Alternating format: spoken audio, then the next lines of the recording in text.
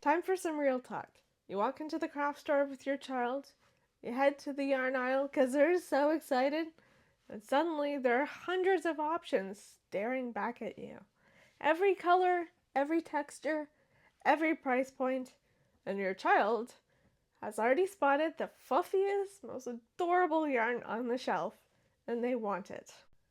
Hi, I'm Christine, an online crochet teacher for kids ages 8 to 12, and today I want to save you from making the most common yarn buying mistake I see parents make. I'm going to give you 5 simple tips so your next yarn shopping trip is confident, quick, and sets your child up to actually succeed at learning to crochet. Tip number 1. Stay away from the fluffy stuff. I know, it's cute. I know it comes in the most gorgeous colors, but I need you to hear me on this one. Fluffy yarn, chenille, velvet style, anything with lots of texture is genuinely one of the hardest yarns for beginners to learn with. Here's why. All of that fluff covers up the individual stitches, so your child can't actually see what they're doing clearly. That makes it incredibly hard to spot mistakes, and it makes it really hard to learn. On top of that, a lot of those yarns tend to shed little fluffs as you work with them, and some can even fall apart entirely. Several students have come to me after trying to learn on fluffy yarn and nearly given up in frustration. Please, save the fluffy yarn as a reward once your child has learned the basics. Tip number 2, go for the number 4 weight yarn. Yarn comes in weights. Basically the thicknesses numbered 0 through 7. 0 is super fine like thread, and 7 is chunky enough to almost be rope. For a child learning to crochet, you want the number 4. It's right in the middle, not too thick that it's awkward and hard to work with, not too thin that the stitches are tiny and they can't even see them.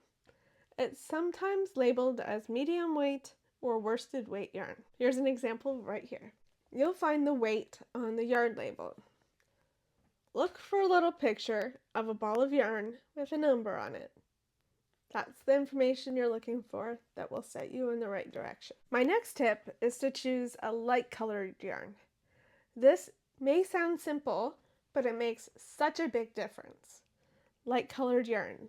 Think things like white, cream, light pink, light blue, even purple. Make it so much easier for your child to see the stitches. Dark yarn, and especially black, is very hard to crochet with, even for experienced crocheters like myself. I avoid black unless it's absolutely necessary for me to use it. This is especially important if your child likes to crochet in the evening or in a room where it isn't super bright. Lighter yarn equals more visible stitches and more confidence. Tip number 4, think about quality, not just the price. I completely understand the temptation to grab the cheapest option on the shelf, especially if your child isn't 100% sold that they want to be a crocheter.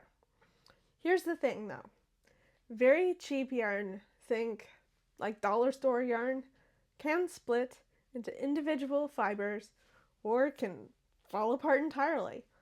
And that is very discouraging as a beginner crocheter. You don't need to spend a fortune on yarn. Mid-range yarns from craft stores are perfectly fine. Just look for something that feels smooth and consistent and doesn't pull apart easily when you tug on it. My final tip here is to check the pattern first. Most of the time your child will have a specific crochet project in mind that they want to make. Might be something they saw their friends making or on YouTube.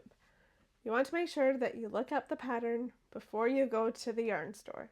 Most crochet patterns include a yarn recommendation, the weight, the fiber type, sometimes even a specific brand. They also list the recommended crochet hook size. Following those recommendations as closely as possible gives your child the best chance of their finished crochet project looking like the one they saw in the pattern. Let's do a recap here. Number 1, avoid the fluffy yarn. Go with a number 4 weight yarn, light color. Don't go for the budget dollar store yarn, okay?